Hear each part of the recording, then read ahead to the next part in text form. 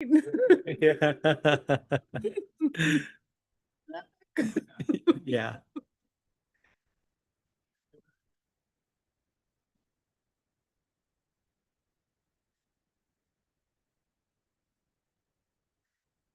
Are we are we not gonna have a quorum?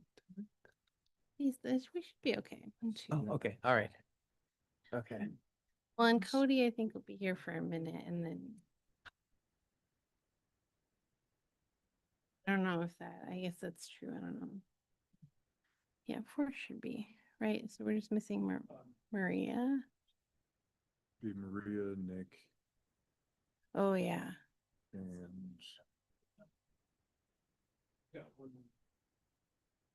John's done, right? no, I'm John. Steve took no. Other Oh, Mark. Mark. Oh, there you Yeah. go. Mark. All Yeah, right. he's done.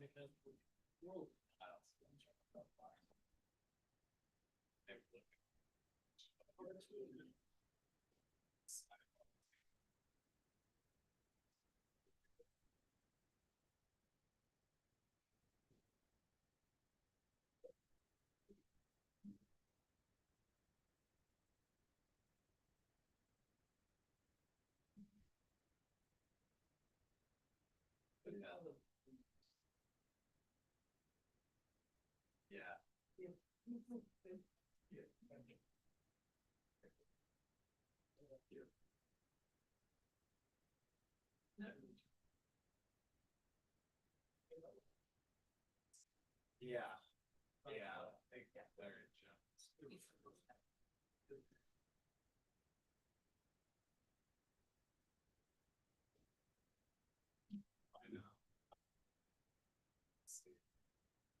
What's up, Hey guys, buddy? how you Oh, doing? good. How are you? Good.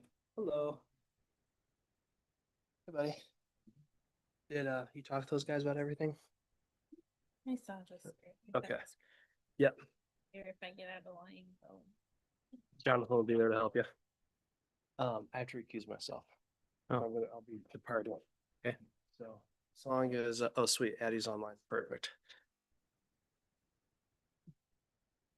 All right, so you guys will have a quorum. Just good. Yeah, so I'm gonna do all of this, approval agenda, approval minutes, public comment. And when I get here, I'm gonna say item 7, legislative public hearing. Then I'm gonna say I'm recusing myself, and then you'll just start here.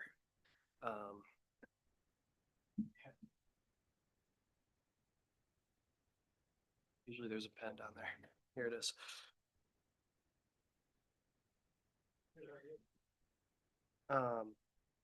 They kind of have it highlighted pretty well here, but like I could say it here, but I'm just like not even getting into it. And the gavel, but if you want to. We have all these notes here. Oh, do they have this timer for us, or do you use your phone? I just use my phone. Yeah. With this, with the way it's set up, like figuring out who's kind of in favor of the application and who's not might be kind of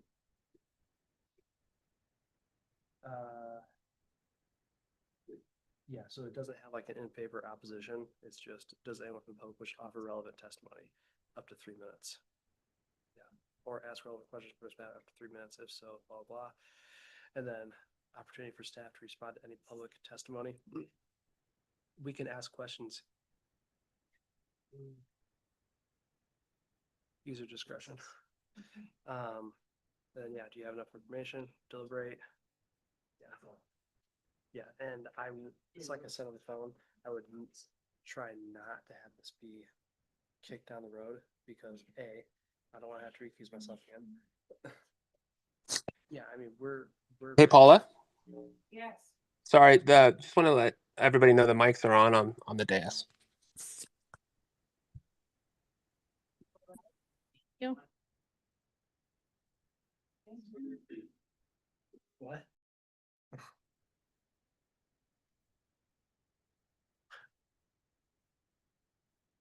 Okay, you guys ready? Ready? Ready? Cool. Okay. Planning Commission, June 5th, 2025. It's 5:30 PM. We have a quorum. I'm calling this meeting to order. Paula, may I please have the roll call?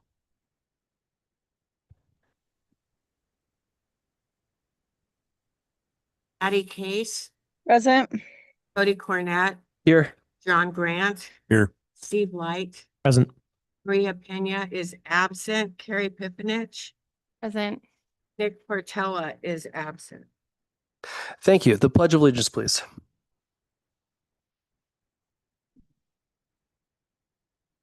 I pledge allegiance to the flag of the United States of America, and to the republic for which it stands, one nation, under God, indivisible, with liberty and justice for all. All right. All right, next is the approval of the agenda. If all commissioners have had a moment to review the agenda, may I please have a motion to approve the agenda with a second? Motion to approve the agenda? Well, second. A motion has been made to approve the agenda with a second. All in favor of approving today's agenda, raise your right hand, say aye. Aye. Aye. Thank you. Approval of the minutes from the April 17th meeting and the May 15th meeting. I think everyone, two separate motions. So if I could please have a motion to approve the April 17th meeting and a second. Motion to approve the April 17th? Yep. 17th meeting as recorded. Second. Excellent. All in favor to approve the minutes from the April 17th meeting, raise your right hand, say aye. Aye. Aye. Aye, thank you. And the May 15th meeting, if we could have approval of those minutes. I'd move to approve them. May 15th meeting minutes. Second. Thank you. A motion has been made to approve the May 15th meeting with a second. All in favor of approving those minutes, raise your right hand, say aye. Aye. Unanimous again. Next is the time for public comment. During this portion of the meeting, anyone may speak on any subject that does not later appear on the agenda. 5 minutes per person will be allowed. So this would be the time if you're here to talk about FEMA floodplain stuff. You don't want to talk about that now. This is other things. Okay, excellent. We'll move on then. Next is item 7. It's the legislative public hearing. The request is a recommendation to City Council for adoption of amendments to the Comprehensive Plan and Title 10 of the Dalles Municipal Code to comply with FEMA's 2024 pre-implementation compliance measures, mandate, and updated floodplain development standards. I'm going to be recusing myself from this portion of the meeting. I'll be leaving. There's just a potential conflict of interest that I'm disclosing, and I'm recusing myself from the decision-making process. Carrie Pipinich will be taking over, so she's your new leader, and it's going to be just great. All right, thank you all.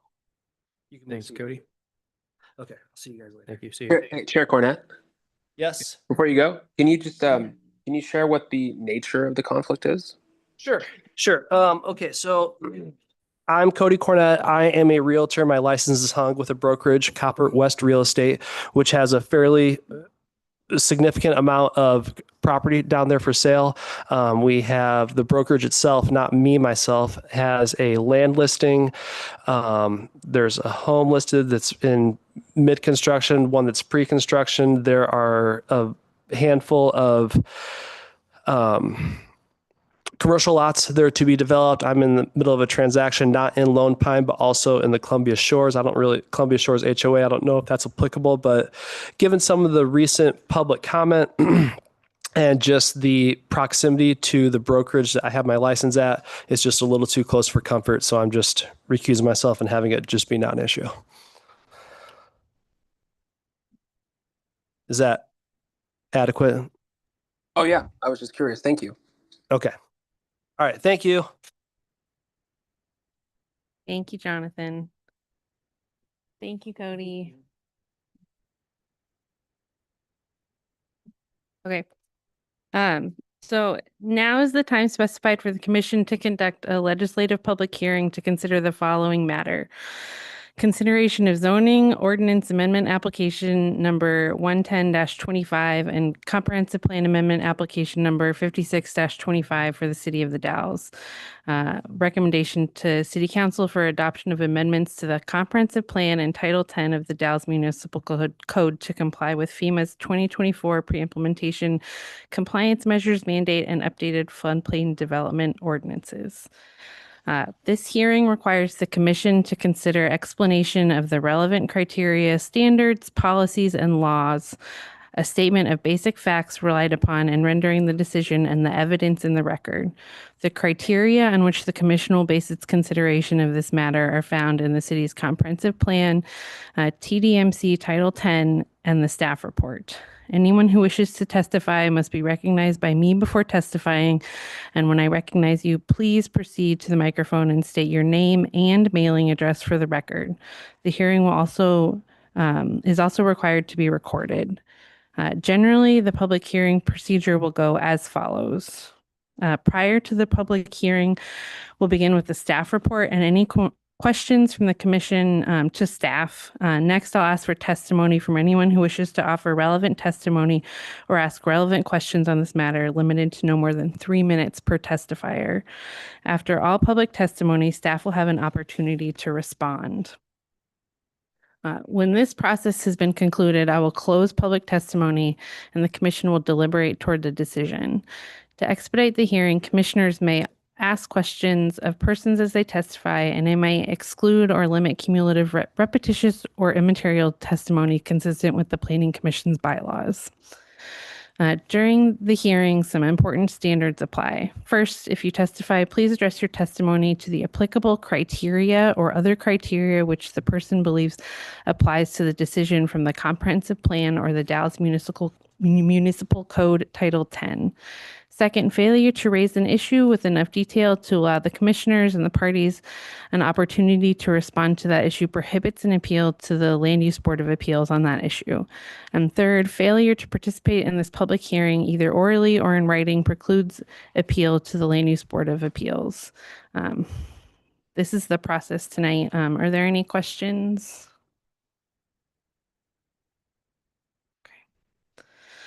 I do want to pause for any other ethics disclosures. So do any other members of the commission wish to make any conflict of interest disclosures or abstain from participating or voting on this matter because of possible financial gain resulting from the legislative action? No. No. Addie, you good? Okay, thank you. So we will open the public hearing now. Can we please have the staff give their report? Good evening, Commissioners. Joshua Chandler, Community Development Department. Give me 1 second here as I get everything going on my end.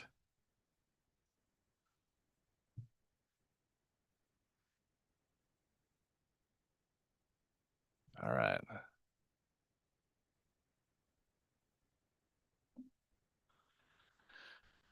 So as mentioned, this hearing tonight is for consideration of zoning ordinance amendment 110-25 and comprehensive plan amendment 5625. The applicant is the city of the Dalles. This is an amendment that impacts all properties within the urban growth boundary, which are located within a special hazard flood area. So the request tonight is a recommendation to city council for the adoption of these amendments. For the comprehensive plan and Title 10, to comply with FEMA's PICM mandate and updated floodplain development standards. So these proposed amendments are going to update local floodplain regulations to federal standards. The main point of why we're having it this evening is to comply with FEMA's 2024 PICM, and it's to ensure continued participation in the National Flood Insurance Program. So the PICM mandate, to give a little bit of history on it, in July 2024, so not even a year ago, FEMA Region 10 issued a mandate for compliance of a no net loss standard. And this was to be implemented by all communities impacted, or all communities within this area, by July 31st of 2025. It was intended to ensure compliance with the Endangered Species Act. And this mandate applies to over 239 Oregon communities. Communities were required to choose one of three PICM paths by December 1st. This is the affected area. So as you can see, basically every portion of Oregon that has water running through it is impacted by these standards. So some background on why the PICM came to be. In 2009, FEMA was sued for failing to consult the National Marine Fisheries Service on how the NFIP is impacted, or the NFIP impacts endangered species. 2016, FEMA settled this lawsuit. And there was a biological opinion that was issued that identified the NFIP's threat to ESA listed species and recommending mitigation. Really, there was no action done by FEMA in that period of time. So in 2023, FEMA was sued again for a delayed response to implementing the BIOP.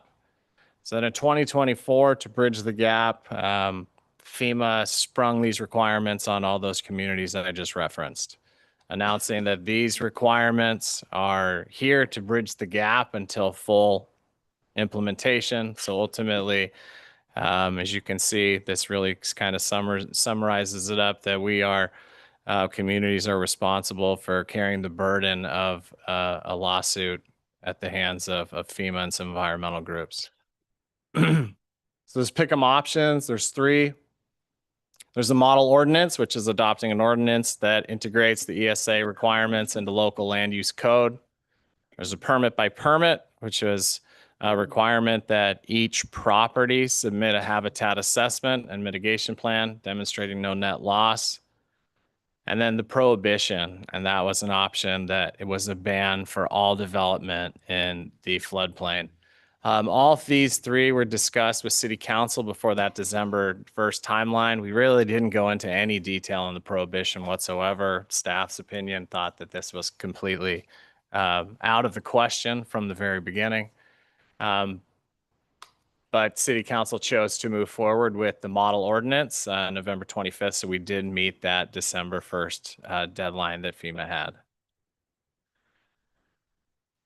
So this model ordinance is FEMA's regulatory template for floodplain standards. So in 2020, FEMA issued a model ordinance that provided guidance for community regulations. The city of the Dalles at that time did not adopt the model ordinance. So the ordinance that the Dalles has for flood code provisions is quite old. So then in 2024, they issued a revised model ordinance, which added section 6, which is your no net loss standards. So per FEMA, the ordinance was revised to ensure that the implementation of the NFIP ESA integration no net loss standards avoids or offsets adverse impacts on threatened and endangered species and their critical habitat. So we're going to be using a lot of acronyms throughout this evening. Feel free, ask me any questions, clarify. There's acronyms all through the staff report. So that's don't hesitate to reach out if you have questions or reminders along the way. So the firm updates are flood insurance rate maps.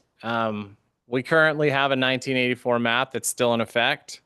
So there's two things. I don't mean to throw out a pun, but there's kind of a perfect storm that the city's in right now with FEMA. There's the adoption of the flood code ordinance, which we're discussing this evening, and then there's the adoption of the maps. These are two totally different processes, but they integrate together because the map shows you where you're located in a floodplain. And then that is the requirement that you have to follow when it comes to the flood ordinance. So FEMA began the work on this, on the firm update in 2014. And it took 9 years to issue preliminary maps. And those were issued in 2023 with a 90-day comment and appeal period. We did receive a few comments during that time. The city actually submitted comments on behalf of some of our impacted areas downtown. That then resulted in some revisions once again to those maps.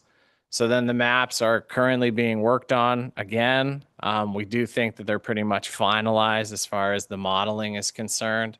Those new prelim maps are to be reissued to the public, where they're actually available now on the city's website. They just haven't, necessarily, it's kind of been a soft launch on those at this point. But the official launch of these maps will trigger another 90-day appeal period. This is really going to only impact the changes that occurred on Mill Creek and Chenoweth Creek. All the rest of the floodplain areas, specifically Lone Pine, those are going to be the same as they were in 2023. So the modeling changed on Mill and Chenoweth Creek, impacting different property owners. So therefore, those property owners now have the opportunity for this appeal. The final firm map is expected in 2026. This will be another notification process that we go through like we did in 2023. I imagine anybody who's sitting behind me that is here this evening because they received notification of impacts for these standards. They would have received notifications in 2023. They will receive some again when we go into this 90-day appeal period.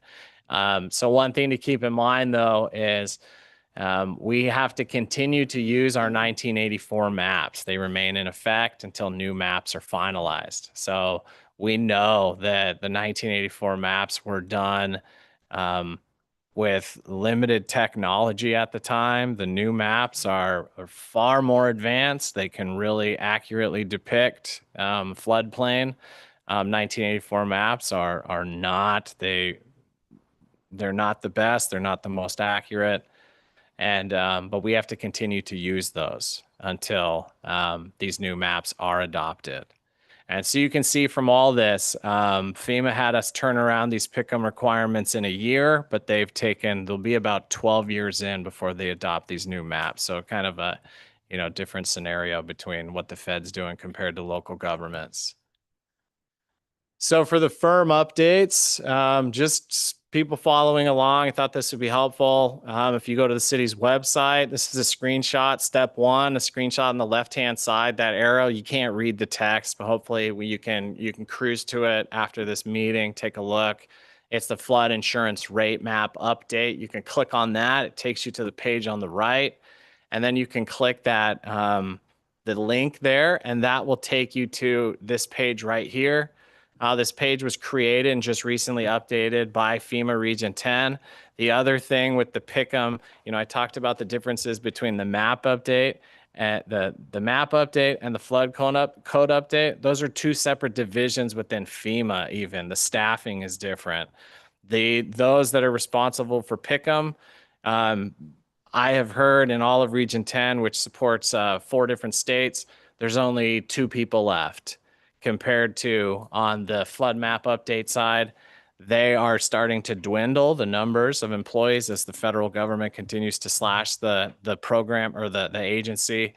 However, they have been really great to work with. They're We ask for brief little updates on this. They get right on it. They answer the phone. They answer the emails. On the Pick'em side of things, it's been crickets since January. That's been a struggle that all of us communities have really been dealing with when we're going through these updates. Is I don't even know if the lights are on at this point. So we do not get responses from FEMA when it comes to these updates.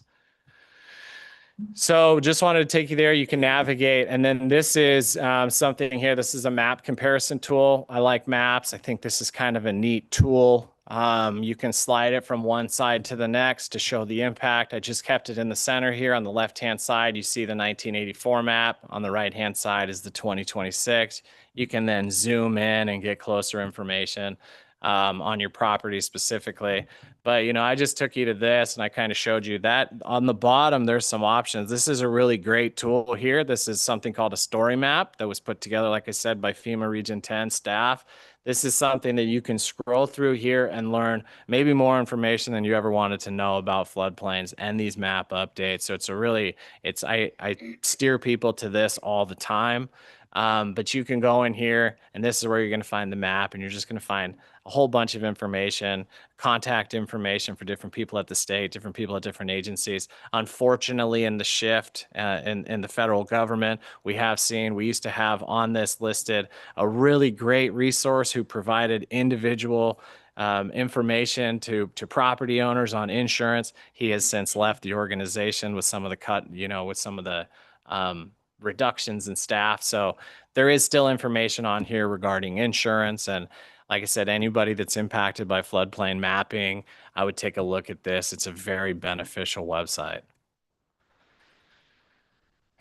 So noticing for this process, May 1st, staff submitted the draft code updates to DLCD. This is required. It's something called a PAPA. It's required 35 days before the first evidentiary hearing. This is that meeting. So we had to submit it by May 1st to make this meeting. May 15th, we then reached out to FEMA Region 10 on the technical advisory email that they provided to us back in July of last year, August of last year. At this point, not a single comment was received from either agency on moving forward.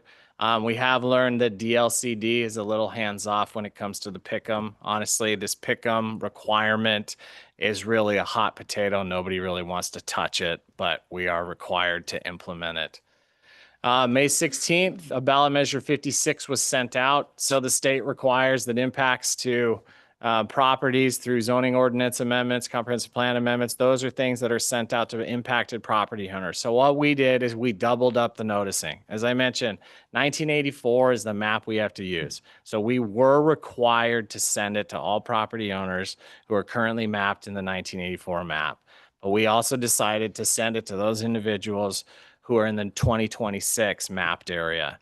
We wanted to make sure that we have this gap in the period of time between the map update. We want to make sure that people now know what their requirements are and also what their requirements may be. So some individuals did receive 2 notices that basically says you're mapped now and you're going to be mapped. Some only received 1 or the other.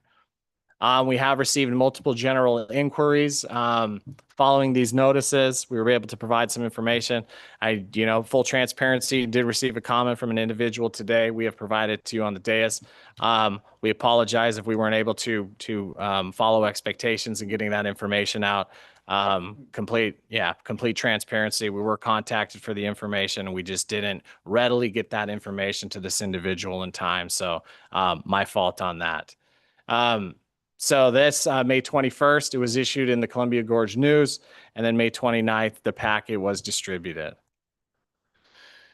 So this is, as we start to get into the code or these updates, I'm not really going to touch a lot on the comprehensive plan. Comprehensive plan, as we know, these are aspirational. These are things that really model the municipal code, but I do want to show kind of a side-by-side comparison, the changes of the different sections that are impacted in both. So you can see on the left-hand side, the different goals and implementation measures of the comprehensive plan that added some language to with these proposed amendments. On the right-hand side, these are the updates to the municipal code itself. And I think probably for the discussion this evening, this is what we really we're going to discuss. This is probably why people are here. This is what is going to define, your new definitions, requirements for variances. When you look at chapter 10.5, 10.6, and 10.12, those were very, very minor changes. Basically what those were replacing the words 100-year floodplain with special hazard flood area. So going forward, that terminology is changing all the way through. We will no longer be using the term 100-year floodplain or 500-year floodplain. So an overview of the proposed amendments, I would say the biggest change is the length of the text. We're going from a flood code, I don't know, a couple pages long to something that's probably 10 pages long. So there's a lot more to chew on in there. But that is probably the most significant change that you will, the most noticeable change without digging into the text. These changes will repeal all outdated provisions. So you can see that we provided exhibits D and E. What we always do with this code amendment process is we always provide you with the clean version, the version that we would be moving forward and adopting. We also want to provide you with that red line version to show you exactly what was removed. And if you look at exhibits, specifically exhibit D, I believe is what it is, you're going to see a lot of red because this code has been completely ripped apart and rewritten. So some of the changes establish new permitting requirements. There's also a requirement for a mitigation plan for no net loss. I will get into that here a little bit. That needs to be conducted by a qualified professional for all development within a floodplain. There's also some updates to the enforcement and review criteria. As I mentioned, updated terminology. One of the examples is here, 100-year floodplain to a special hazard flood area. I have that acronym incorrect there on the screen. Quite a few additions to the definition section. There's a new variance requirement, and also there's going to be elevation certificate requirements as well as clear determinations of base flood elevations. Ultimately, when you're developing a property, we need to know what the base flood elevation is, and that determines where you can build your building. So no net loss. This is probably the most contentious section of the entire code. This is the section that has received the most pushback throughout the state. Part of this update is this is included, as section 6. And like I said, there was the 2020 model ordinance. And then the only difference with the 2020 and the 2024 is the addition of section 6. Section 6 is the pick'em. It is the no net loss standard, excuse me.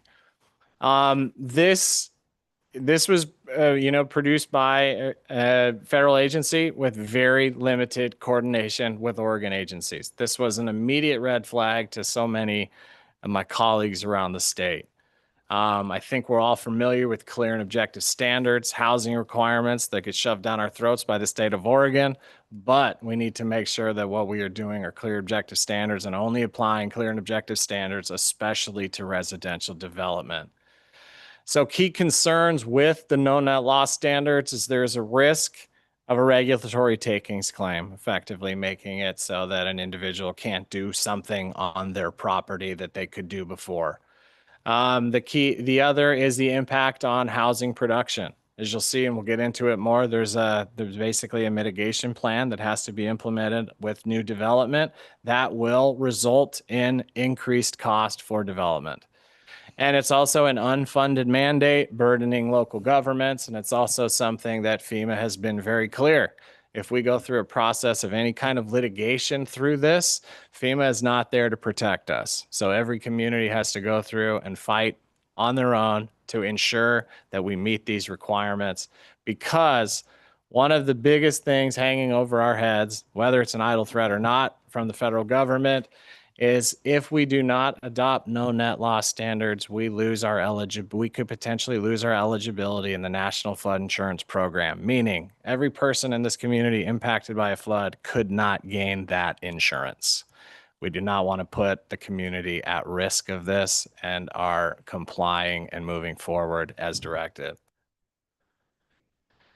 So I talked about a couple options for the pick'em, 1 through 3. Forget about those numbers. We're going to talk about something called option 2. Option 2 was something that we worked with our outside counsel on. So the city worked with Beery, Elsner, and Hammond for legal consultation on known net law standards. We were joined this evening by Josh Soper, one of the individuals at Beery Elsner. Beery Elsner helps us quite a bit. Chris Crean is our legal counsel in many cases, who also works at the firm. The goal with option 2 is to maintain FEMA compliance while upholding Oregon land use law. So the Beery Elsner team created a regulatory path that they referred to as option 2. So in your staff report, we're going to talk about it as option 2 throughout. What this does is this shifts the compliance burden from the city to the applicants. So that is the burden. That is the cost to an applicant that I want to be upfront about. This now requires that the applicant demonstrates that the ESA and BIOP compliance occurs through 4 defined pathways. Ultimately, the city verifies that that work has been done, but we are not responsible for environmental analysis.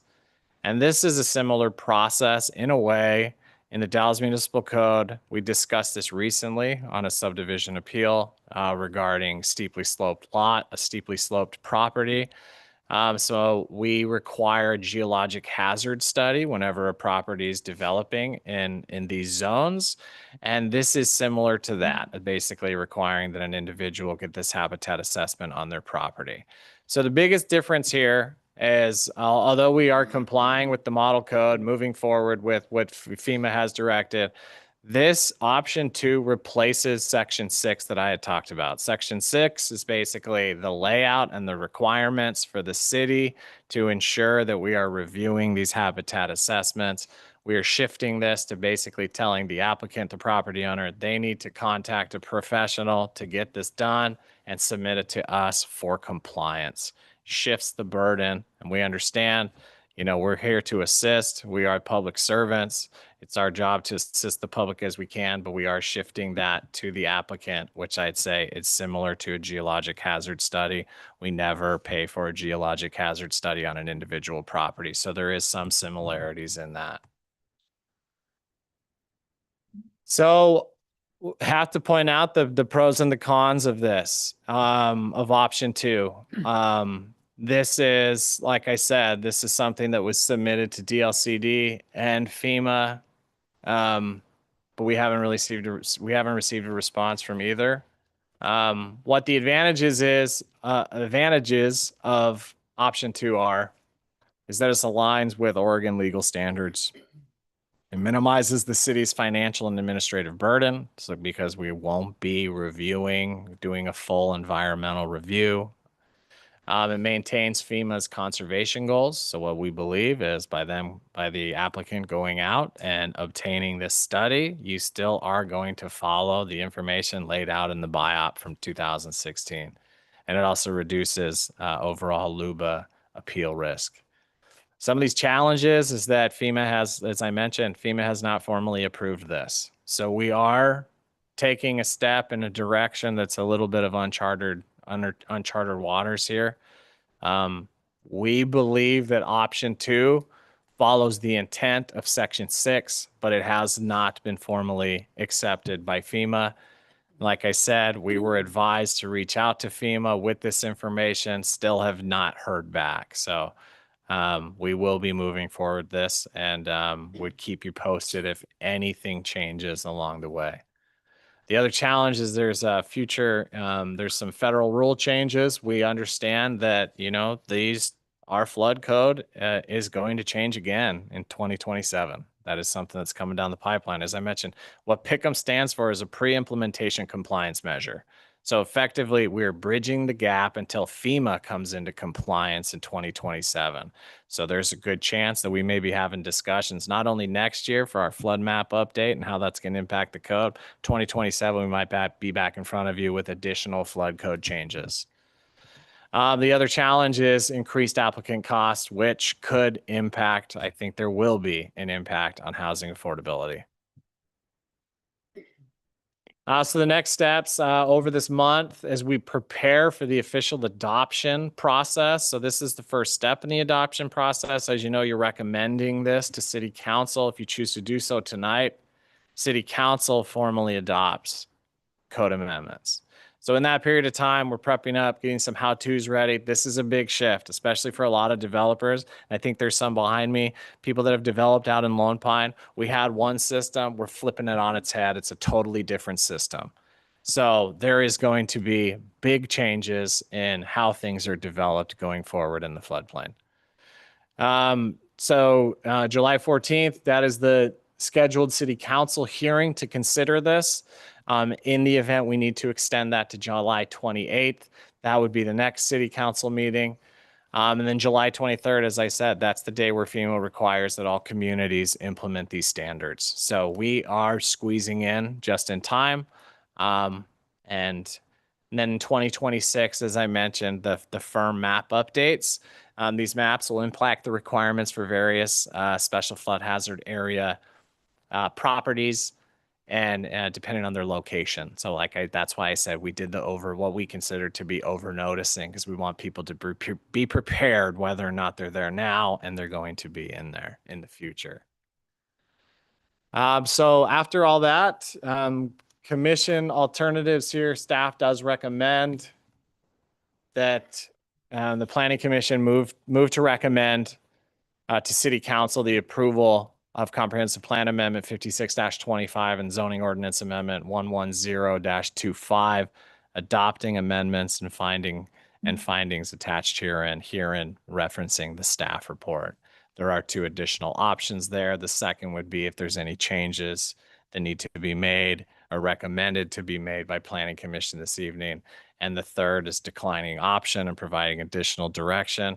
And as I noted, we are on a timeline with FEMA.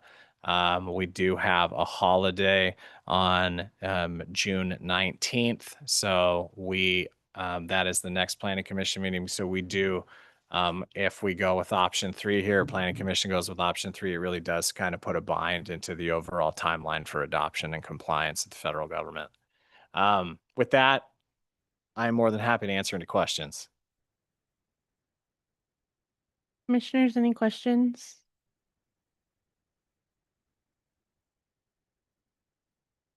Yep, I have one. Josh, what agency approves and reviews applications regarding the mitigation for the ESA and BIOP requirement in option 2, if option 2 is accepted by FEMA?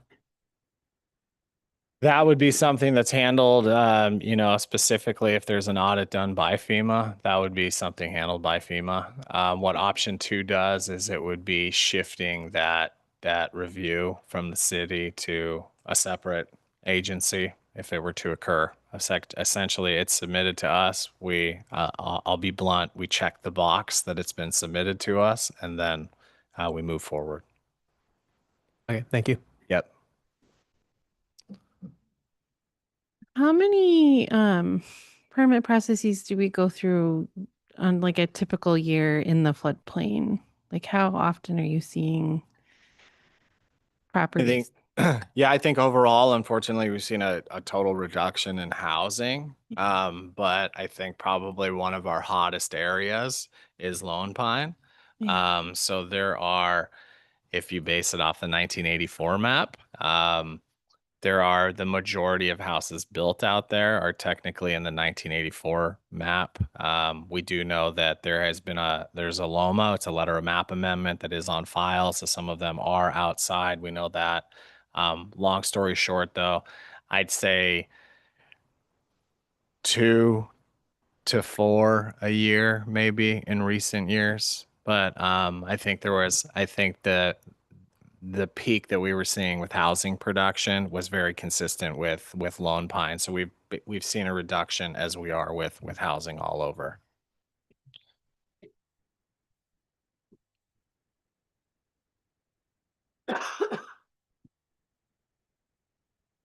Addie, did you have anything?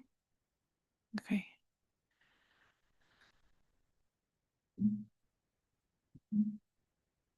And also, we do have 2 very bright attorneys on online with us as well. So if there's any more legal questions that you may have, feel free to ask them as well if I can't answer them for you.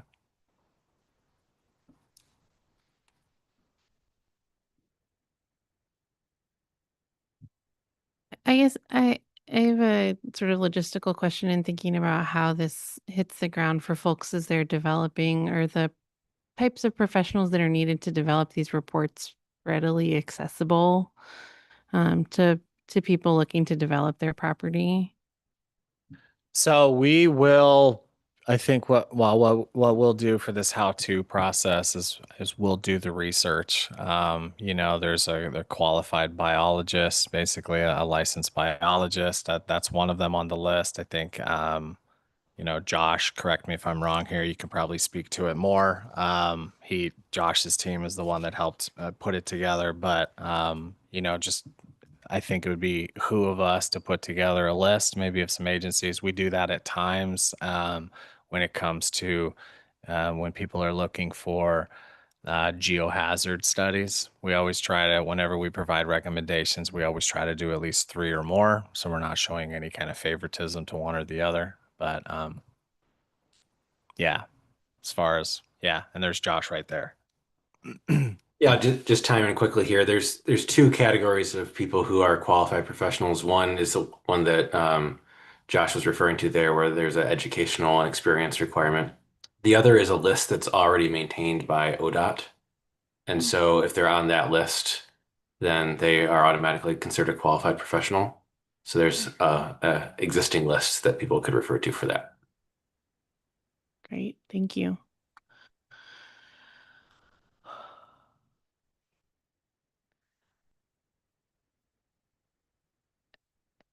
And it sounds like this approach is one that we've seen other communities in the state exploring taking as they're trying to comply with FEMA's requirements. I think there has been a wide array of how different communities are tackling these mandates. I think that the community of, I think it was Tillamook County, decided to take zero action whatsoever. They didn't select an implementation path. They didn't do anything. And I think for us, looking at that, they're far more inundated by water, floodways, and things of that nature, of course, being on the coast. This path, we do know that some communities are moving forward with the typical Section 6, which is included in the model code. But the more, really what it came down to is it didn't, after seeking out legal advice, I know that Beery Elzer has been working with quite a few communities to put this together, and they basically put this option together, consulting with attorneys around the state to find the best path forward. So I can't exactly speak to it entirely. I do know there's been kind of a mad rush to get this adopted, and it's really kind of I do know that there are communities that just will not meet this deadline, but I think I would have to say, we could stand our ground and not do anything, but I think the threat of losing flood insurance in this community, I think, is far too great.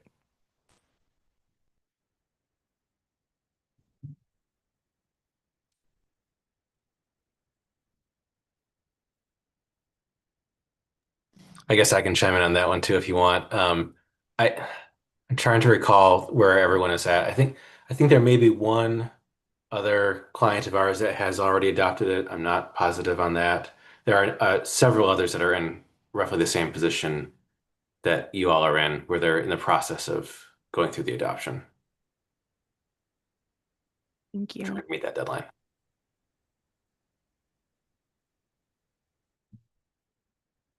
All right, I'm going to pause real quick. If there are no other questions from the commissioners, we will move on. Okay. So now is the time we have for any public wishing to offer relevant testimony or ask relevant questions on this matter. We'll have 3 minutes per person. I'm going to start a timer since there are a lot of folks in the room. We want to make sure we can be respectful of everybody's time and give everybody some space to participate. So if we could have,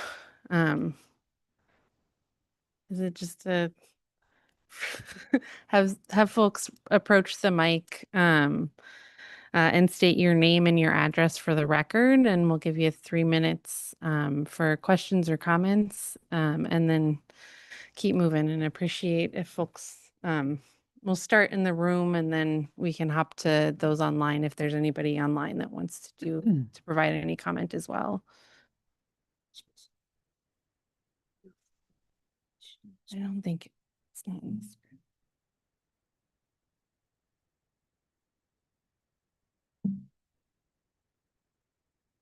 Name and property location? Hello?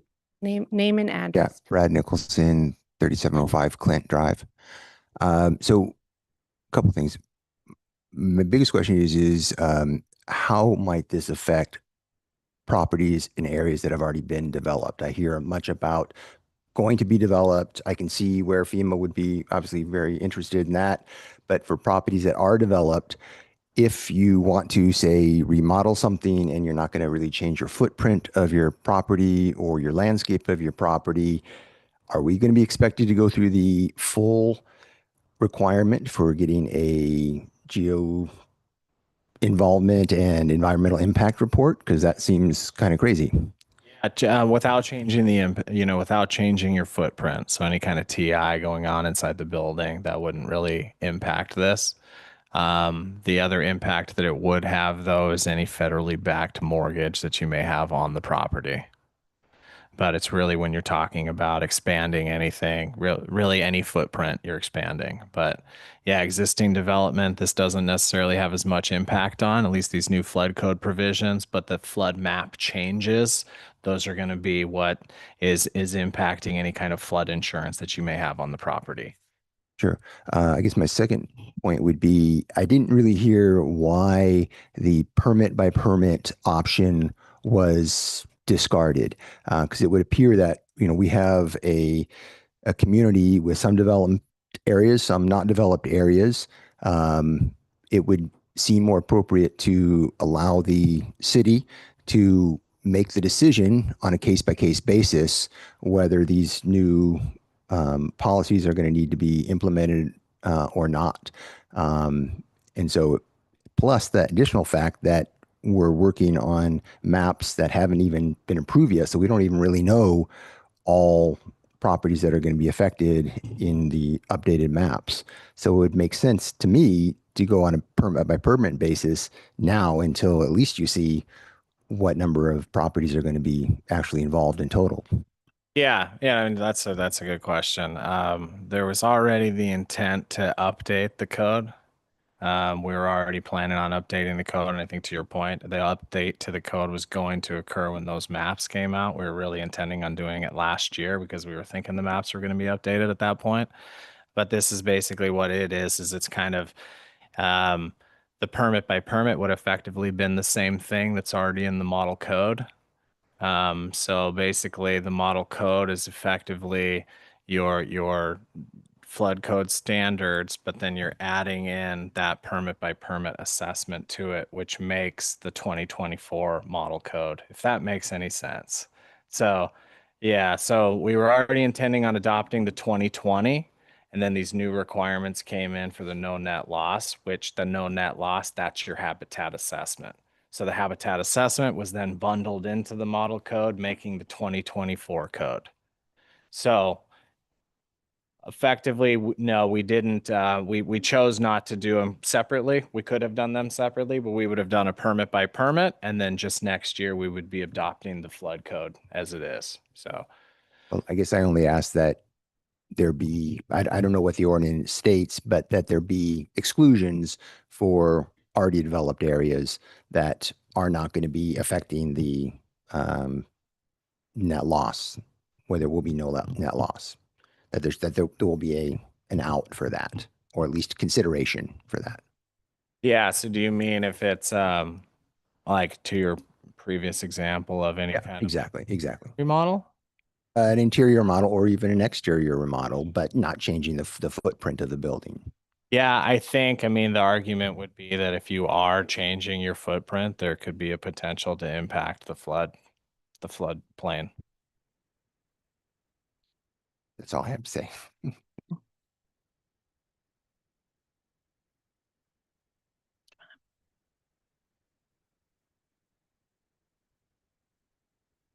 Please state your name and address for the record. Ann Anderson, 143 South Shore, Lone Pine. My husband and I own a home on the river, and I'm a civil and structural engineer. I'm very familiar with floodplains, and I'm familiar with FEMA's flood requirements for designing buildings. What I don't understand is FEMA, Federal Emergency Management Agency. They exist, and to my knowledge, to protect people from hazards, protect people and property from hazards. I'm not understanding how they can mandate compliance to an Endangered Species Act, mandate habitat assessments, no net loss. What does that have to do with how they can tie that to insurance programs?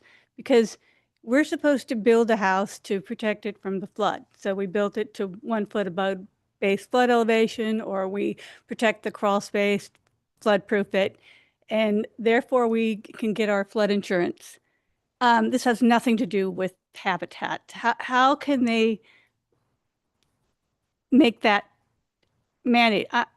It doesn't make sense. It doesn't have to do anything to do with protection of buildings and safety of people.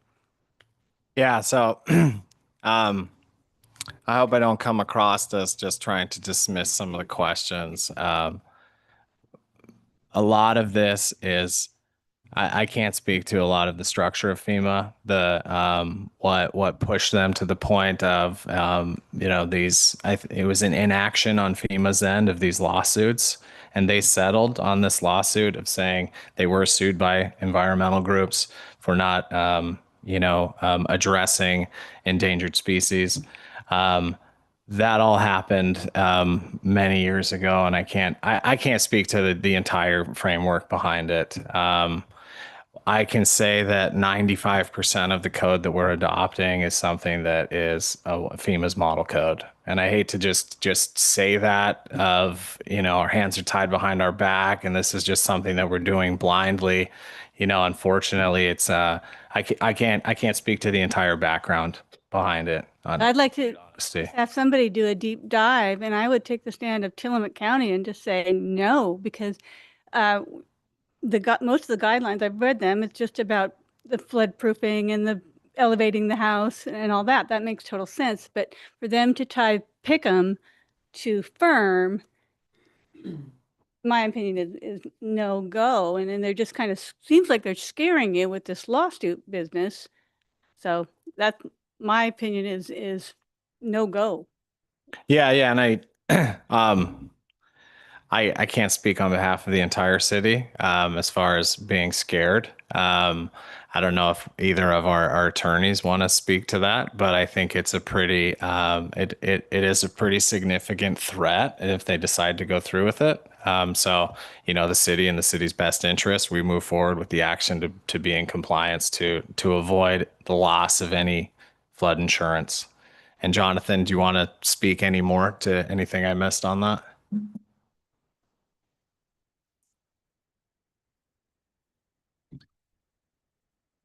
Maybe not. Hey, Josh, would you like to speak to this if I didn't cover it enough? I mean, I think you largely covered it. There's the connection is that the allegation made by the environmental groups was that FEMA's floodplain program did not comply with the ESA and the Endangered Species Act. And it was found that that is, in fact, the case, that it does not comply with the Endangered Species Act, and they needed to have additional regulations in order to comply.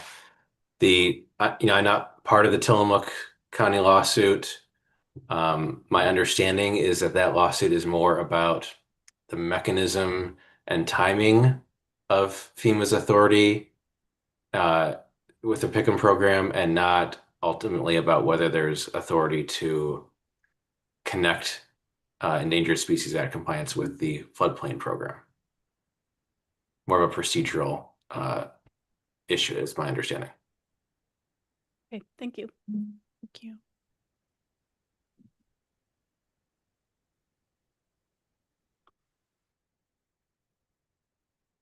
Hey, can you all hear me okay? Yep. Sorry, I couldn't unmute my mic fast enough. I was having a Zoom issue. But I was just going to echo what Josh Soper just so eloquently put. And it is a bit of a reach, and there's pending litigation sort of questioning FEMA's ability to do some of these things. But for now, it certainly does appear that they have the authority to make these requirements and tie them to the NFIP. And so there's a great deal of legal literature on this issue, and it's certainly taken law firms like Barry Elsner, who have a deep bench of municipal expertise and land use issues to sort of sift through. And so we're all sort of on this journey together. What is clear now, though, is absent our implementation of these measures by the end of the month, next month, it seems that we would certainly have some federal liability here.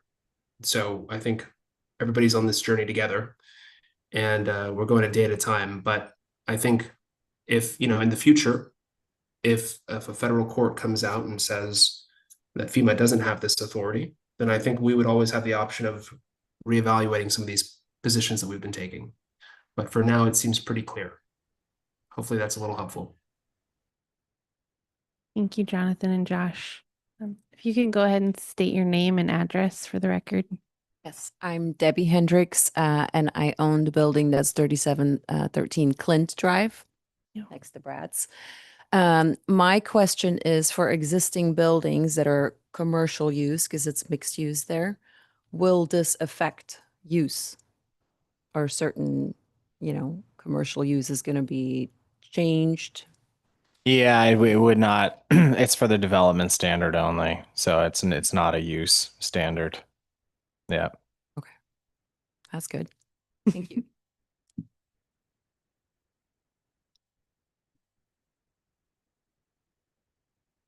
Do we have any other comments from the audience in the room? Come on up. Again, please state your name and address for the record. Alex Hattenhauer, 122 West 17th Street. Couple questions. We have some commercial property along First Street between the railroad tracks, and have some challenges ahead of us. It's pre-existing. Some of the stuff's been there since the 30s. First question is it solid surface improvements? Does that tie in? For example, if we want to pave 5,000 square feet of land, does that need to go through the same process? It's the same as displacing that same square footage with 4 walls and a roof. Yeah, I think you're correct on that. It does. So coincidentally, the city was down here paving the last couple of days. I don't know if they had anything to do with it, but so there seems to be like a hurry up and get stuff done. And so I guess the question there on behalf of my interest is, is there a condemnation avenue? If property becomes unusable, gets to its end of its useful life, there's no step off for the next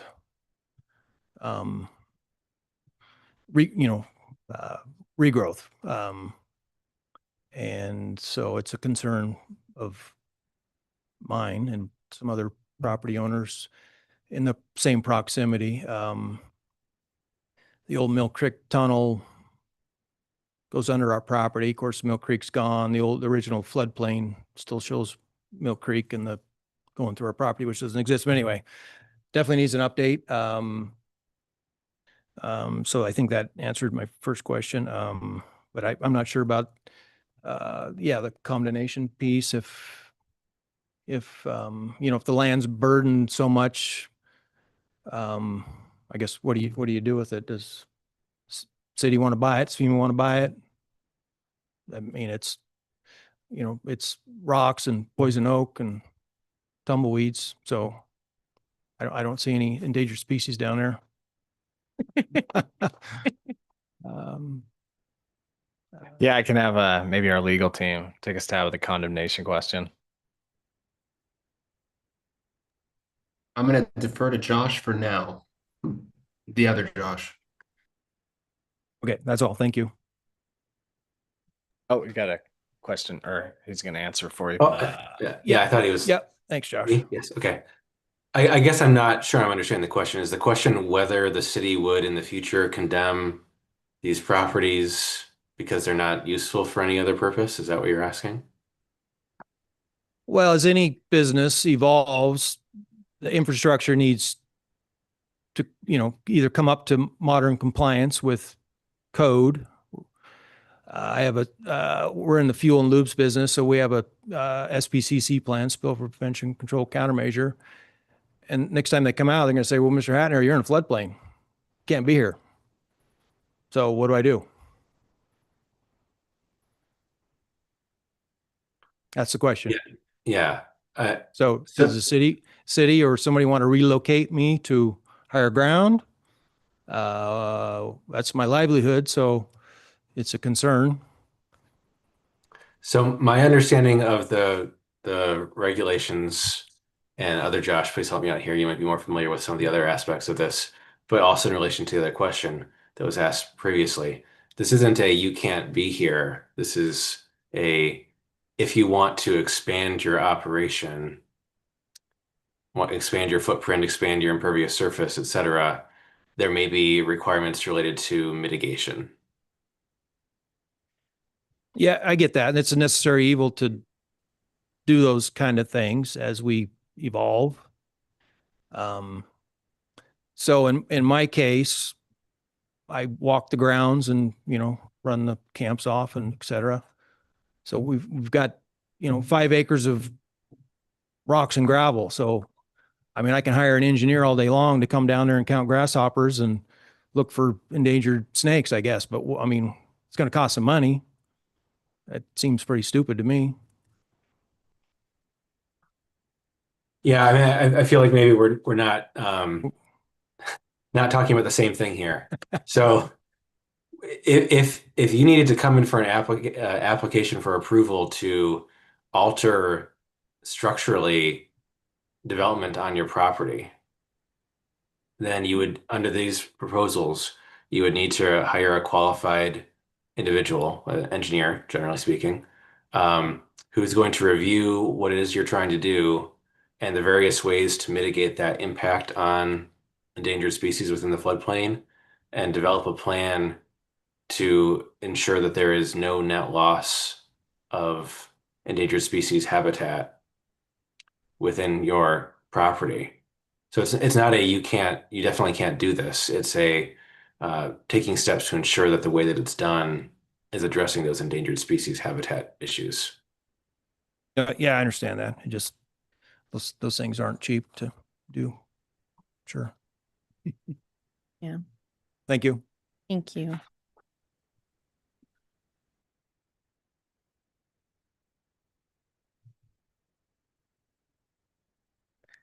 Can you please state your name and address for the record? Kristen Stilton, 131 South Shore Lane. Thank you. I'm just going to kind of piggyback on top of Anne's. Our community right now, if this applies to the current 1984 flood map, it doesn't even leave any room for the 50-foot from the highest water level where there is riparian habitat by which you have to do this no net loss assessment. The lots that are available on South Shore Lane that just went on the market are 100% in a floodplain. So you would be telling them that to build a house of any size there, you have to give back that 2,000 square feet or whatever in some way, shape, or form so that your house doesn't create any loss of the 100% floodplain habitat that the 1984 map says that you sit in. And I know talking to Josh, I have an opportunity to go do a LOMA, do a letter of map amendment, which some of the houses in our neighborhood have done. I guess theoretically that whole neighborhood, Lone Pine, should have had a LOMA at the get-go because the 1984 map doesn't even reflect the fill dirt that's in the middle of our street. My house would not be able to be built. I don't believe Ann's house could be built. So with $600,000 price tag on the 2 lots that just went on the market after your notice went out, who's going to buy that lot if based on the new ordinance, they can do nothing on it?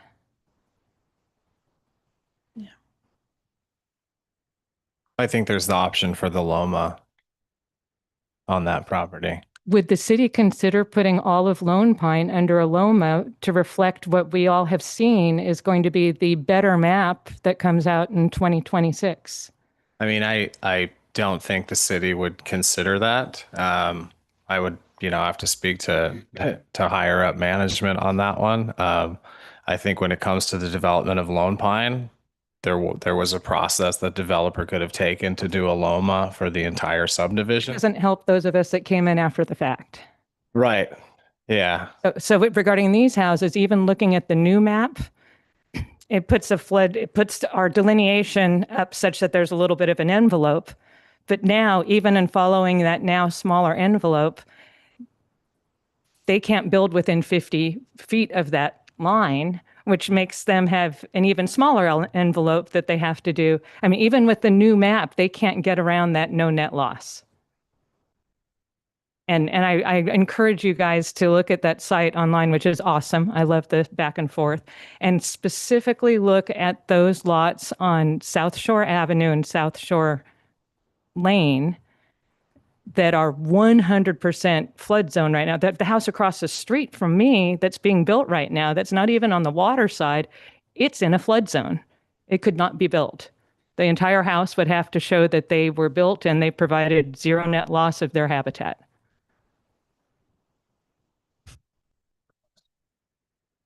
You'd mentioned a 50-foot back.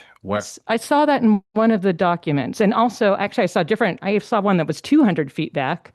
I saw one that was 50 feet back, and it depended on the size of the stream or the waterway, how far back you had in order to consider it a riparian zone. So, and for clarification, because I searched it today after you mentioned it, and I just searched it now. There's a requirement when you are in a stream corridor zone that there's a 50-foot setback there. What is the delineation like in the new flood map for the lots that I'm talking about? Where is that line and how far away? Is it just the high water mark? Yeah, it's not in Lone Pine. So the stream corridor is something. You're misunderstanding. Take away the stream corridor, take away the 50 feet. Okay. If I have a lot in Lone Pine, if I want to buy those $600,000 lots, is it just the high water mark? Is it the base flood? What is the elevation by which I walk out and now put a little flag and say, hey, from here and some distance in, I can have zero net loss? What's the marker? The marker is the floodplain line. Period. Yes. So if it is out of the floodplain, you can build right up to that floodplain line and that's okay. Correct.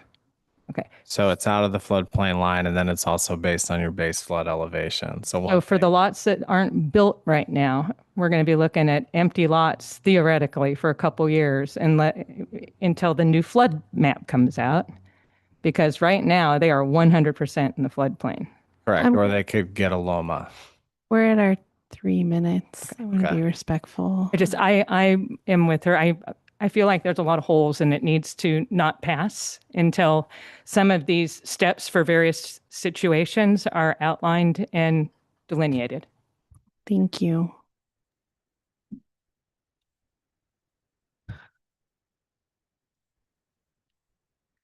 Anybody else in the room? All right. It looks like Mr. Peters, you're online. Did you want to provide any comment?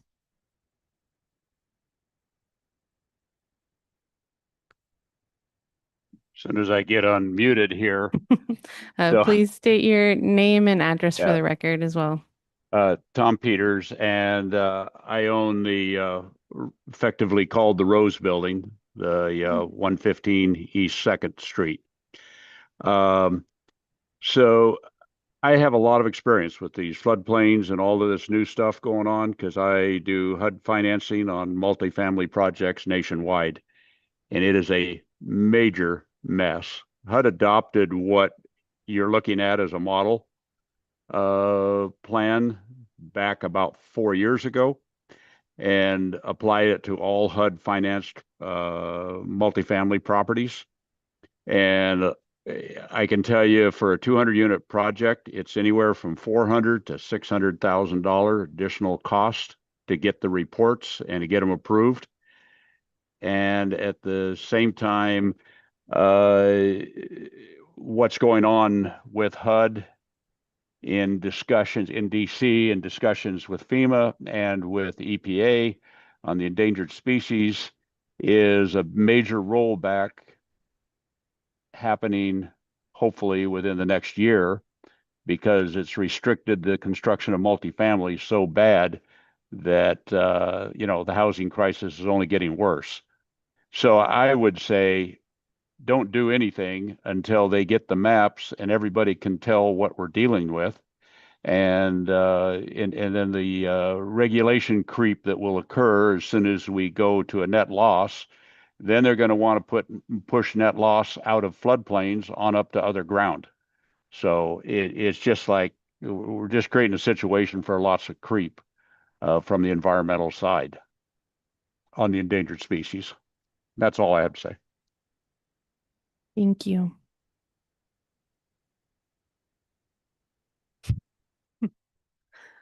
I will pause in case anybody in the room has changed their mind. And if not, we will move on. As staff, do you have anything else you'd like to add before we move on to commission deliberation? I do not. Thank Chair you. Pipinich? Or Yeah, Vice Chair Pipinich? Jonathan, please. I just want, excuse me. I don't usually like to ask questions during public meetings generally because I like to know what's going to be said. But I do have a question for our special counsel, Mr. Soper and Barry Elsner. And it seems like some of the consensus in the room from some property owners that are implicated by some of these potential decisions here tonight, at least again, reminding everybody, especially the commission, that the decision here tonight is to refer this matter to the city council. I just wanted to get Josh's take as a certainly a bona fide expert here on the implications of doing nothing here tonight and what that might mean for the city. And I don't just mean capital C city. I guess I just mean lowercase c city in our community when it comes to the NFIP, the National Flood Insurance Program, which is to say that if this planning commission does not make a recommendation here tonight and does not refer this matter to the city council, what might all these property owners have to face with respect to NFIP? And again, that's a question geared towards our special counsel.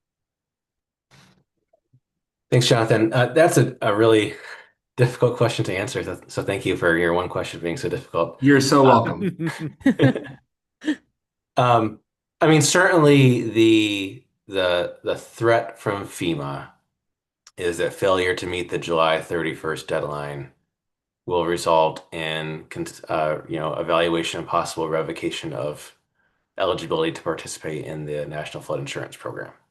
So if they were to carry through on that threat, the ultimate result would be that folks who are within that impacted area would be unable to obtain flood insurance. I think there's a lot of questions out there about, will they make good on that threat? Do they have the authority to make good on that threat? The other communities are asking, the ones that are taking different approaches, but that is the sword from a thread hanging over local governments' heads, is that there's the risk of losing that flood insurance eligibility, which of course is a really bad position to be in for property owners within the city.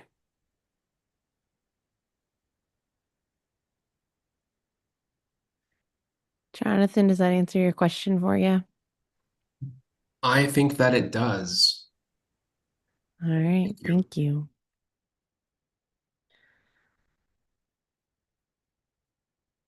Well, I will move us along then to commission deliberation. Do the commissioners feel like they have enough information to make a decision? Are there any other questions that have come up during this conversation that you want staff to address before we move along?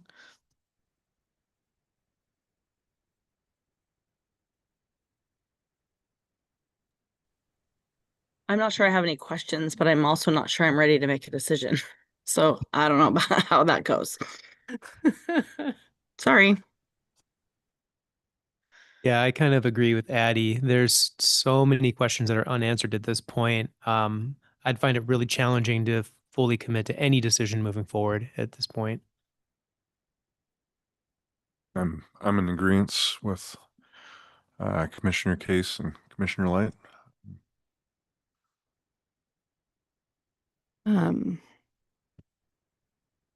As a question to staff, some of the conversation about developability of some of the parcels that are being discussed, the potential cost burden on some of the folks that would be looking to develop.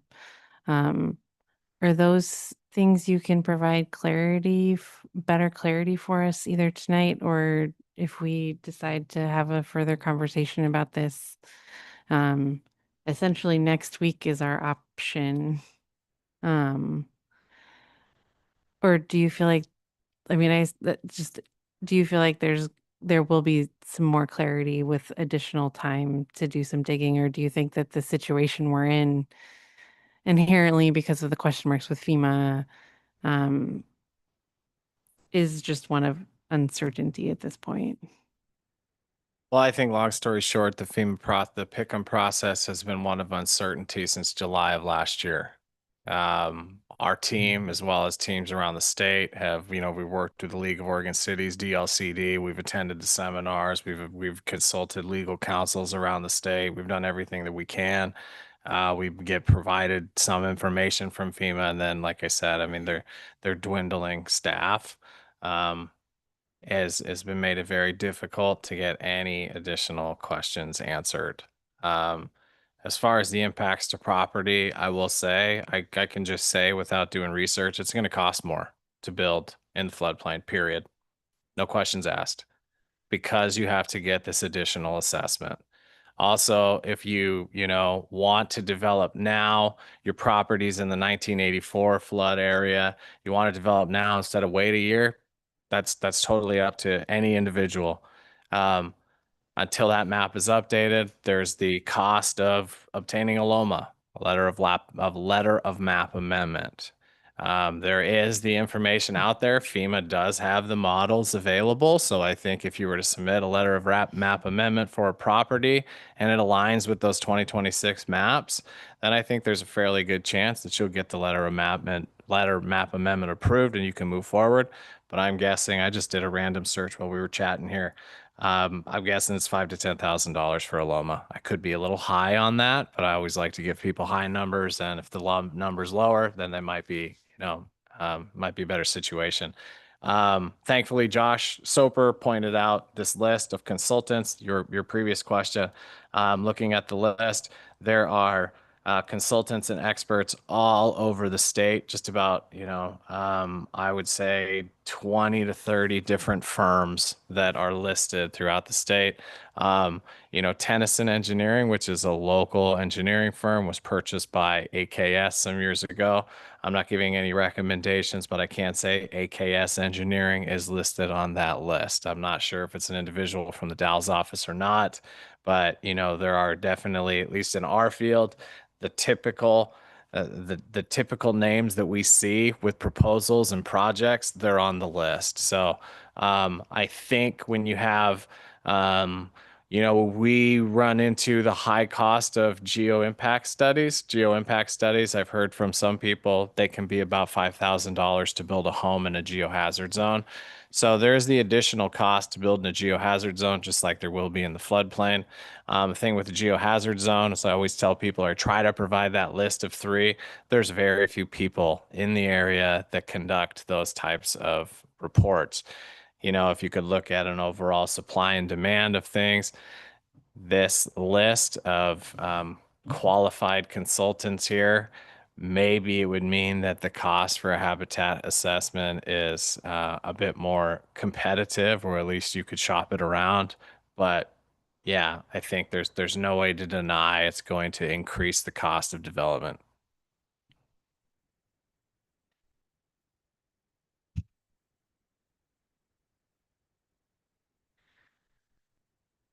So I guess I would, for consideration by the commission, remind us that this is a recommendation to council for them to consider adopting that approach. I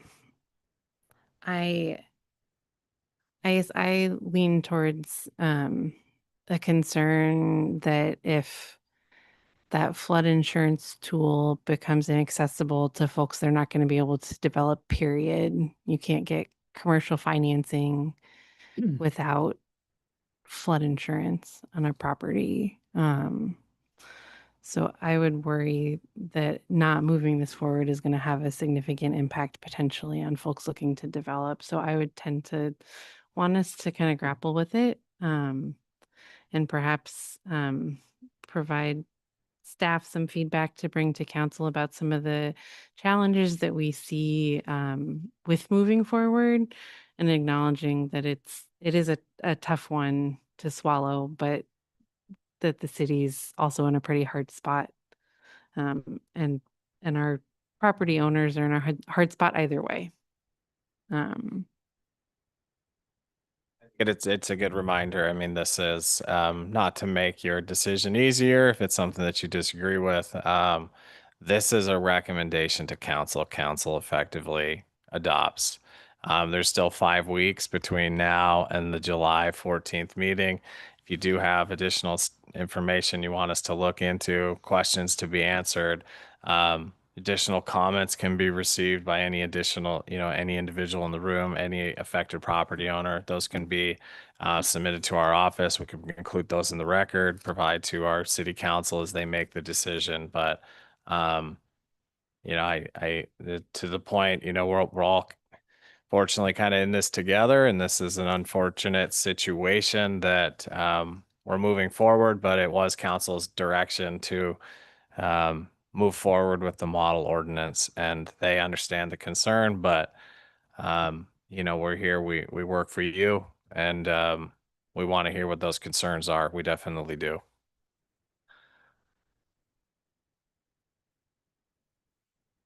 I think with that in mind, I said, ask my fellow commissioners if you have some specific questions we could provide to staff to do some additional research on, if you want to hold off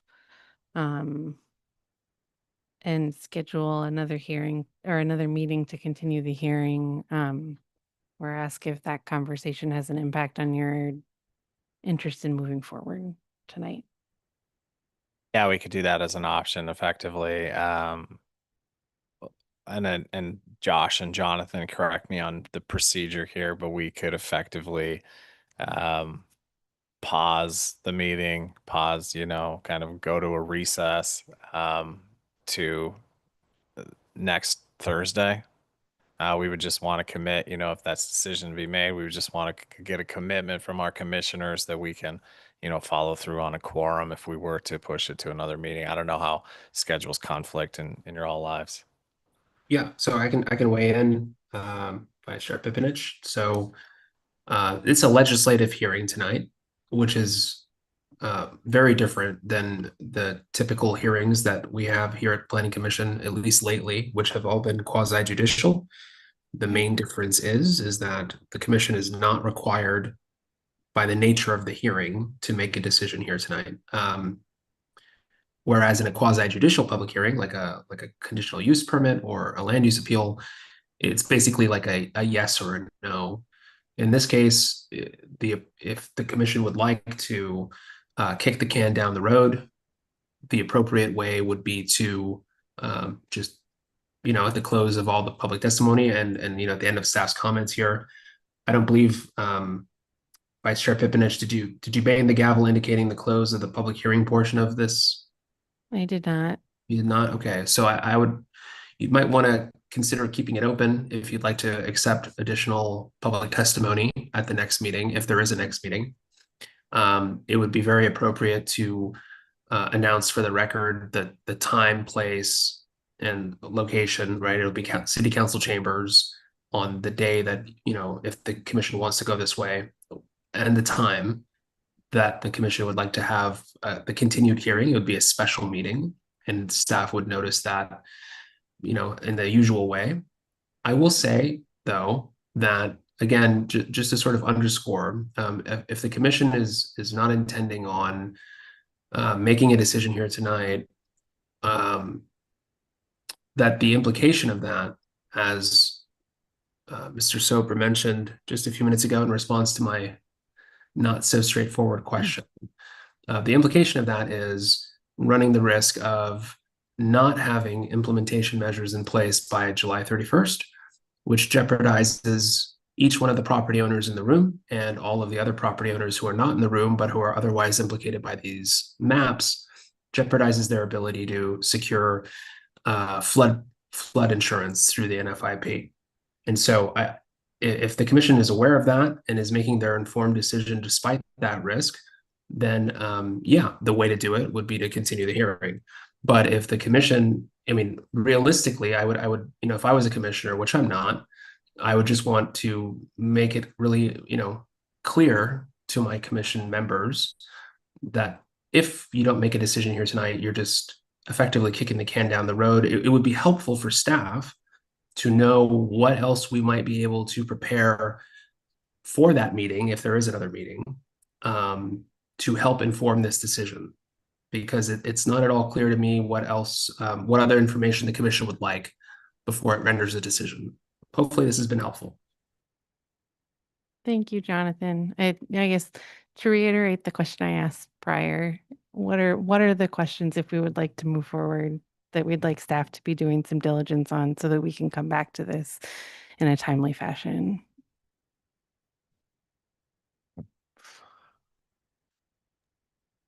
Like I said earlier, I don't know if I personally have any other questions. I just don't know.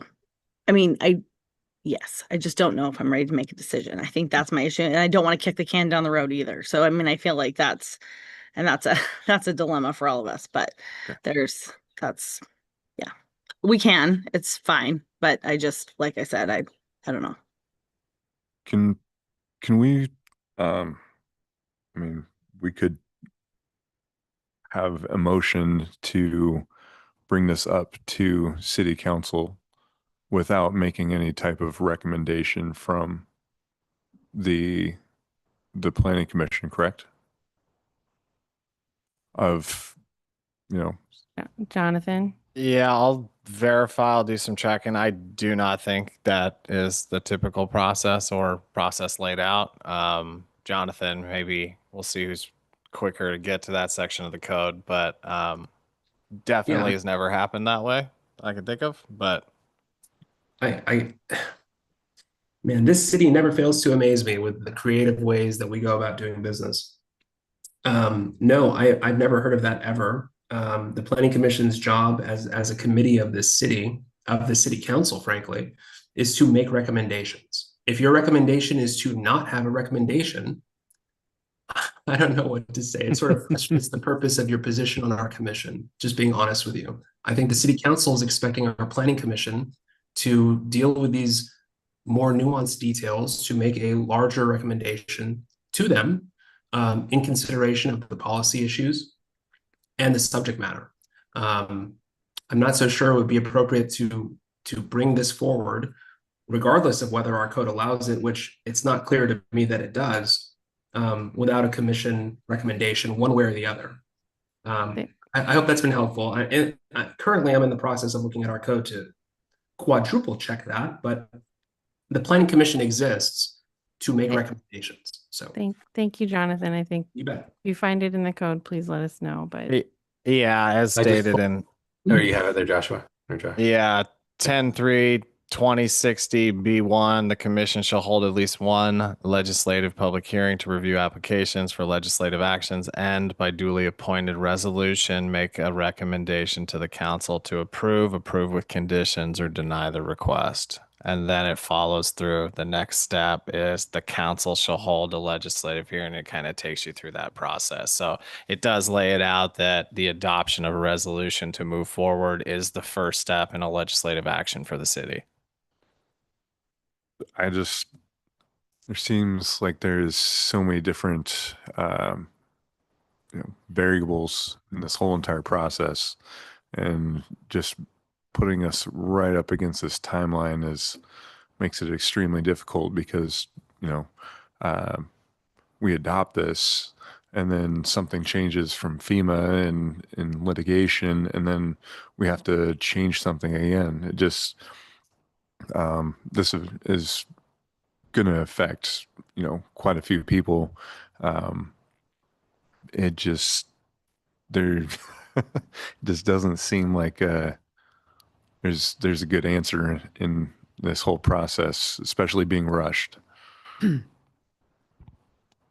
think that's one of those things where perhaps it's a double-edged sword. As there is additional legislation, we can cross our fingers that it actually helps loosen this up a little bit for folks, and that what we're doing is adopting the thing that we would need to adopt to remain compliant right now, and be encouraging staff to continue to keep an eye on potential legislation as it moves through the courts so that we can continue to update the code to make it compliant in a way that supports development and development as affordably as possible to meet our really critical housing needs in particular as we move forward. I mean, as I said before, I have a lot of concern about whether or not folks will be able to access financing for any development in the floodplain without access to the insurance program. So not moving forward, I feel like has the same implication as moving forward. Yeah, either way, it's a tough situation, which Joshua has already mentioned a number of times, but Yeah, we're not even sure if option 2 is even going to be accepted by FEMA. And we're not even really sure what the map is going to look like. We have an idea. That's really challenging.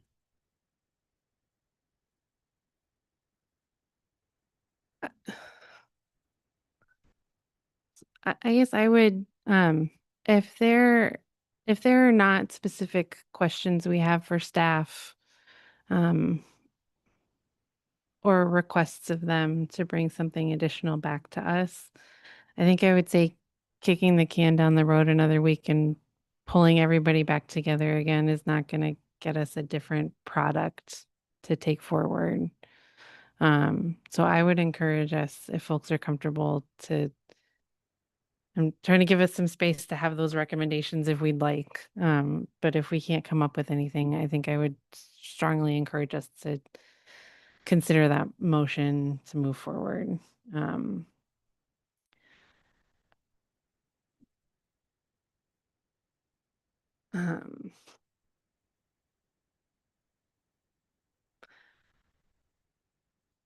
Do you have a question?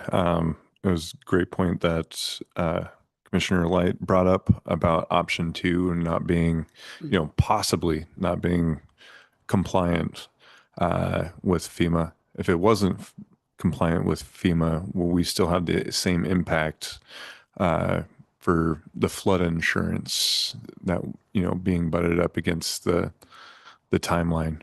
Would that still impact us not having, flood insurance? So that the difference is that the map updates the one specific to flood insurance. What we're discussing tonight, they're kind of the development standards that go into developing within the floodplain. I don't think it's necessarily a question of insurance, whether or not the one is approved or not by FEMA. We do know that it's a significant, we don't believe that Section 6, that is FEMA's initial language of the no net loss standards, is clear and objective at all. So for us, that puts us in a bind for any kind of residential development that may come through, and opens up the door for various LUBA cases, moving forward. So apologies, that doesn't really answer the question on the insurance, but when we're talking about the insurance and the changes, that's when we're talking about the flood map update. Oh yeah. If I may, Commissioners, for the record, Sandy Freund, City of the Dalles Planning Department. Yeah, it's a little confusing because there's two things running parallel here. The map updates, which is happening no matter what, and the option for folks to submit a LOMA and see if FEMA approves it as they compare it with their updating maps that they're working on. And then there's the code amendments of the flood provisions. The choice is very tough. I was just thinking, perhaps you've thought of this or not. Any comments you have on your decision and what you decide tonight, your recommendation to council, they're going to see that in the minutes, and they're going to see what your concerns are, and hopefully they take it to the next step and address it accordingly, because the burden does lie on them as to what action they decide to take. And I was just telling Josh, we're pretty much in a Hobson's choice situation here. And no matter what's decided, it affects the community. So to what degree? That. Thank you. Yeah, thank you, Sandy. I appreciate that. In the discussion of, as you were developing alternative 2 and the route that the city decided to take, having the property owner contract for the study and have the checkbox, was there any discussion of doing that in a way that shares some of that cost burden with the community and the city? And I don't think I mean like literally splitting the cost of it with somebody that's going out to get a private consultant, but have other communities decided to take that on internally or with a contractor to have that capacity to do some of that work? And I know it's already something that, the approach that's recommended is following sort of the approach that the city takes with the geotech. So I wonder, some of the rationale behind that and keeping consistent with that sort of thing. But I wonder if that might help, at least understanding the conversation and what opportunity there might be something that could help this conversation. I don't think I have a comprehension too of what kind of cost burden that would put on the city either. So Yeah, I mean, I think, they taking an approach like that, would probably be an RFP process that we would go through to select some type of, qualified professional that works for the city on a case-by-case basis. I am not entirely sure. We hadn't considered that because I think it has the parallel with the geohazard study. I'm also, I understand this has an impact, and this may not be an entirely popular thing to say, but I sometimes have a difficult time with taxpayers, the entire tax base group, incentivizing a development. And I think that's what this comes down to. And incentivizing is probably not even like, it's probably an insensitive thing to say when we're talking in this scenario, but you'd basically be talking about us entering into a contract with a consultant to assist a private developer build their house, whether that house is being built for themselves or whether it's a multifamily development or whatever the case is going to be, that is still one of those things where it is the overall tax base paying for an individual. That is just my opinion on it, but it's not something that we looked into in too deeply into it because we just paralleled it with the geohazard study, and there's no assistance that the city provides for a geohazard study. Right.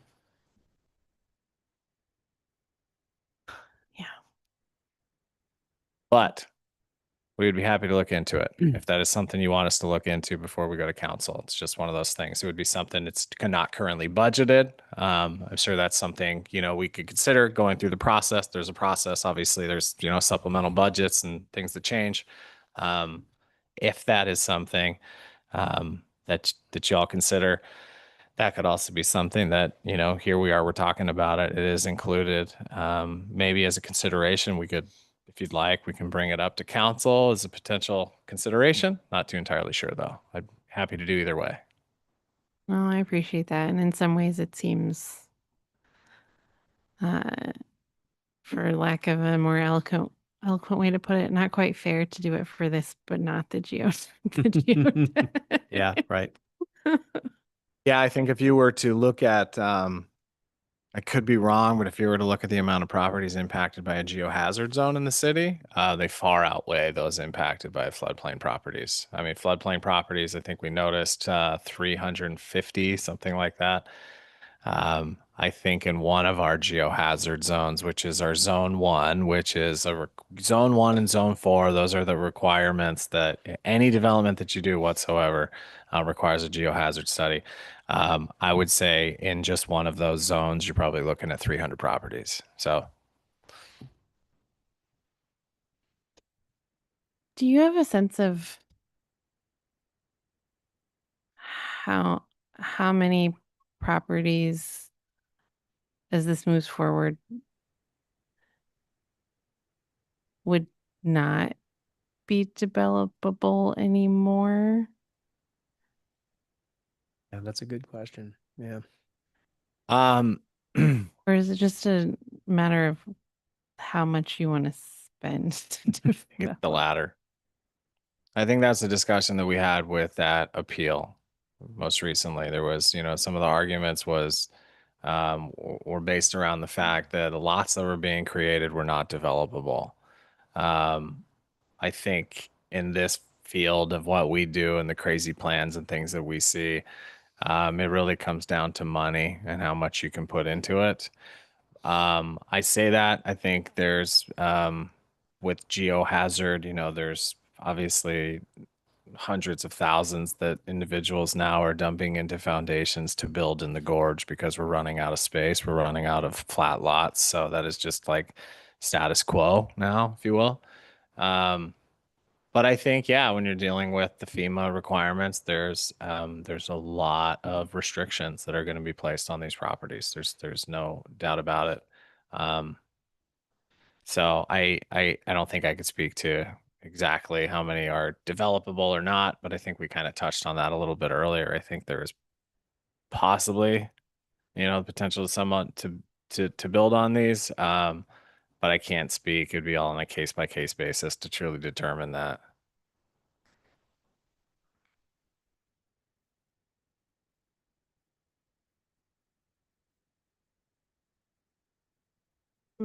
Commissioners, how are we feeling about, sorry, Paula. Commissioners, how are we feeling about moving forward tonight?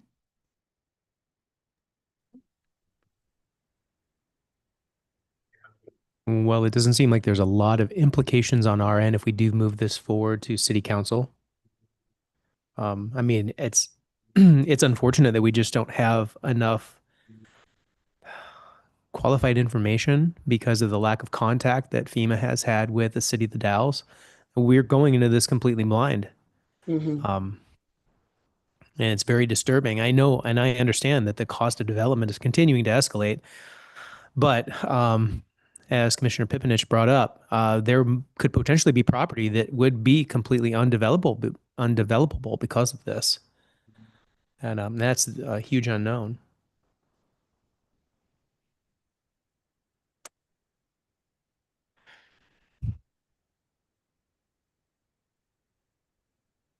Commissioner Grant, I rock in a hard place. Mm-hmm. we can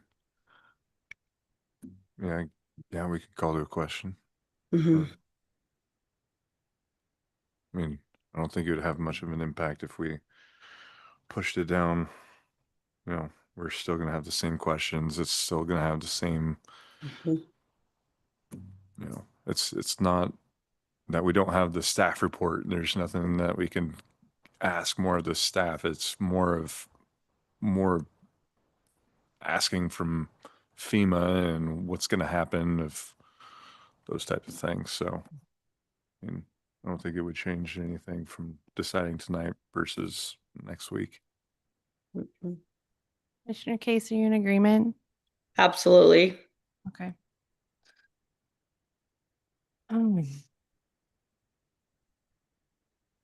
Well, I think if we are all in agreement that we're ready to consider um, any final deliberations and a motion, I would close the public testimony portion of the hearing so that we can do that. Mm-hmm. Um,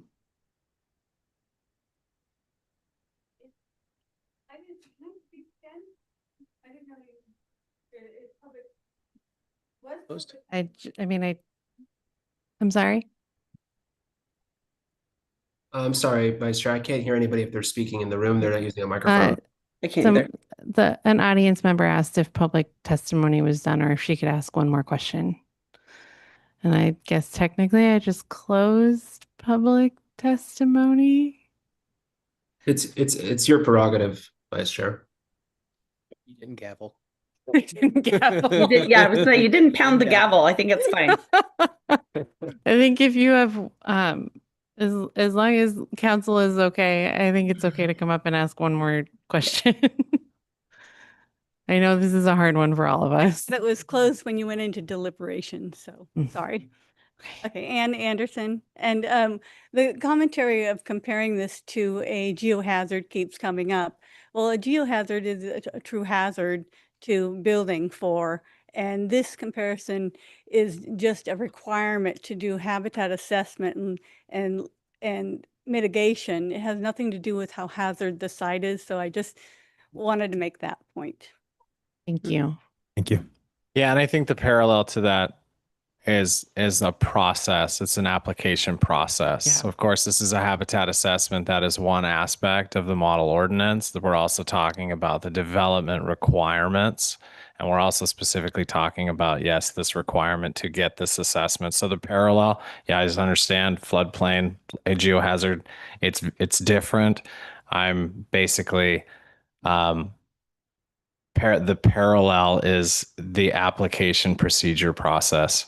So sorry if I was not more clear about that. No, got it. Thank you. Thank you. Well, I think I will open it up for any final deliberations or a motion if someone feels comfortable making one.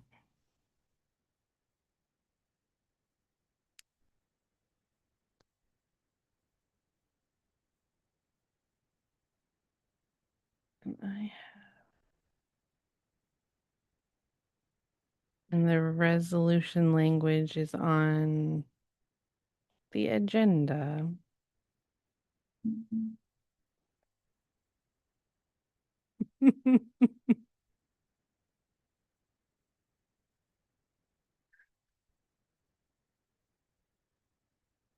So, oh yeah, the meeting, public hearing closed. Yeah. So just for the record, the public hearing is still open, but the public testimony portion of the public hearing is closed. Sorry, it's a bit of a nuance. Sorry. But Thank you, Jonathan. you're Correct. fine. Nope. Appreciate you keeping me in line. No, it's all good. The public hearing closes when a motion is made.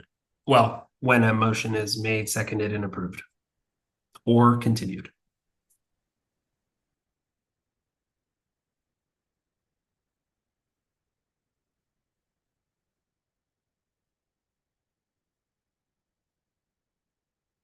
Shall we?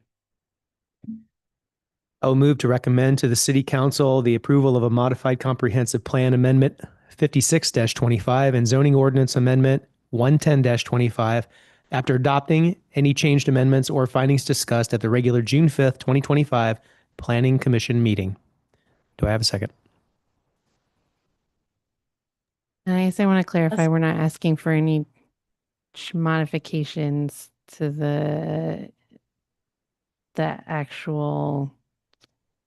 Right. That option Ordinance. would be if you wanted us to make any changes to the ordinance themselves.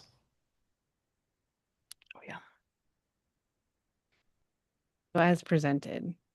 Mm-hmm. Yeah, so option one, if it's as presented. I can't find it. The language in the language on the agenda, right? No. Vice So it Chair, would be go for it, Jonathan. No, I was just going to If you mention, have the page in the packet. Yeah, it's one. we usually do have a page in the packet. It's usually listed Yeah. in the script, but in this case, I understood this is more towards more geared towards Josh. Josh, I think we have a planning commission resolution that they could simply just move to adopt, which accomplishes Okay. the same thing. Okay. Well, in that case, the language is right here. Then I will move to adopt resolution number PC 629-25 as presented or amended. As presented. As presented. Sorry. Thank you, Steve. Can I get a second? I'll second. Thank you, Commissioner Case. All those in favor, raise your hand and say aye. Aye. Aye. Chair says aye. Thank you. The motion passes. And I would just please encourage staff as you're bringing this forward to the city council to acknowledge some of the discussion and some of the current concerns from the community that are coming to the table here. I know you all are trying to find the best path forward, and stuck between the federal conversation and this uncertainty that we Mhm. have about what's coming down the pipeline. So just appreciate you all working in that space and trying to move this forward in the best way possible for our community. Thank you. And with that, I think we will close the hearing. Unless Jonathan tells me otherwise. It's closed already. We're good. Thank you. Thank you. Awesome. We will move on to the next item on the agenda, which is any other staff comments or project updates. I think just some scheduling. Our next meeting and regularly scheduled will be canceled. Public holiday. Kind of a recap of our last discussion. I think we had the appeal for that subdivision. I think it has passed the timeline. We did not receive any notice from Luba on that one, so I do believe that subdivision is going to be moving forward. And just keep it short and sweet tonight. Thank you for your presentation or your participation this evening. Thank you. Thank you so much, Josh. So are we looking at our next meeting would be the 3rd of July? Currently, yeah, it would be July 3rd. Yeah. All right. Thank you all. I think we will adjourn. Oh. Any other comments from our commissioners? Talked out? No. Awesome. Thank you all so much. I know this was a hard one. And with that, we will adjourn. Thank